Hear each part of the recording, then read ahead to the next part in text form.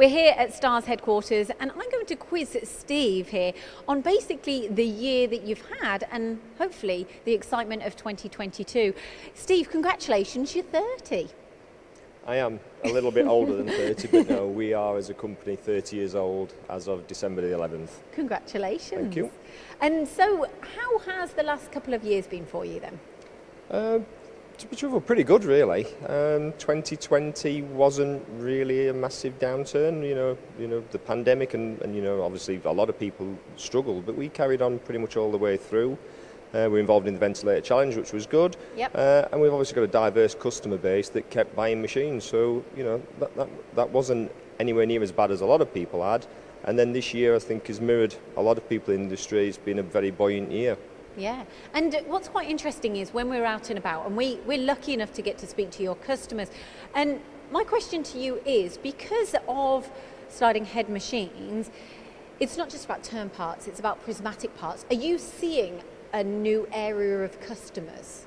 And how many new customers have you had? Are you seeing that change at all? Yeah, without a doubt. I mean, that's not just this year, but over the last, I've been here near enough 22 years now, and when I first started, we sold when you machines. Were 8, I'm joking. Correct, when I was 8. Yeah. Started them early up north. Yeah, when I started, we sold machines to sliding head customers. There were numerous big machine shops who ran sliding heads, and it was still looked on a bit of a black art, and we made simple turned parts. That was the market. And then as the years have gone by, machine technology has improved. As you said, it's prismatic machining now, and that's opened the door to, we can knock on a lot of doors now, whereas in the older days, it was really targeted to the sliding head user. And that's really the change of your technology as well, though. Yeah, I mean, sliding head per se, there's a lot of people in the industry who make machines like this, and it has definitely become now a type of machinery that's really the only restriction is its size and then your thought process of what can I make on this machine. The milling machines with bar feeders behind them for some people, for others the turning machines with bar feeders behind them. Yeah, well actually now you said that, that's quite interesting, because my goodness me, we are talking about automation 24/7 now, and it's almost like a cell in itself of automation that it's, we often say they're money making machines.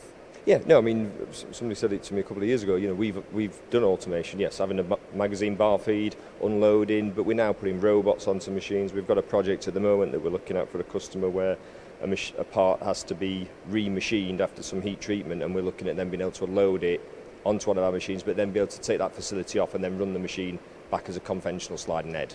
Is there an area in your industry that you really want to shout about that you don't think enough people know about? We'd probably have an NDA if that was the case. There is that. Okay, but more from your technology side.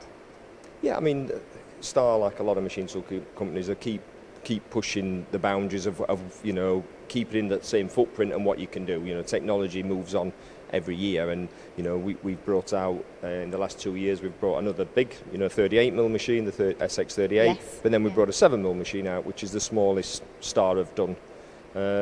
Ever. We did an SW7 many years ago, so we've now gone back down to that market, which again opens opportunities for us, whereas sometimes they'd look at other suppliers because our machines were looked on as too big at sort of 10 and 12 millimetres. Right, and 2022, is there anything exciting that you think, right, okay, I'm looking forward to that? Well, as a lot of people know, I don't really do exciting, but if I did, no, Mac for me, I'm a big believer. Obviously, we as a business have always gone to Mac. I sit on the exhibition committee. I'm sort of, very proud to be involved in that. So, looking forward to that. Again, then there's all the major exhibitions now. I went to EMO last year, which was nice. Hopefully, IMTS in September next year, and then JIMTOF in Japan. They're the sort of market, exhibitions where we as a company will look at launching new products. So, all being well, I don't know. And you often launch a new machine each year, don't you? We will be launching at both IMTS, and then it will be mirrored at JIMTOF. So just my final question to you then, really, is there anything that you would say to anyone out there, any engineers out there, that could maybe change their minds and think, you know what, come and visit Star, come and visit your showroom, come and see you on the stands? What could you say to someone you think, that's the reason, that's what we do and we do it well? I think this is where Paul said, I say, watch MTD videos.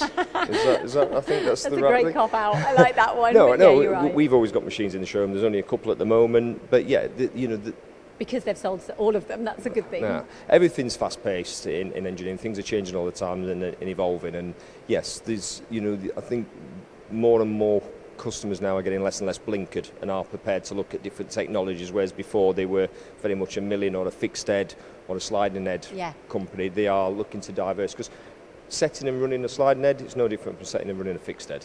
A bit of thinking different in process, but at the end of the day, it's a CNC lathe. Well, have a wonderful 2022. I'm sure we will with yourselves as well. Same to you. Thank you.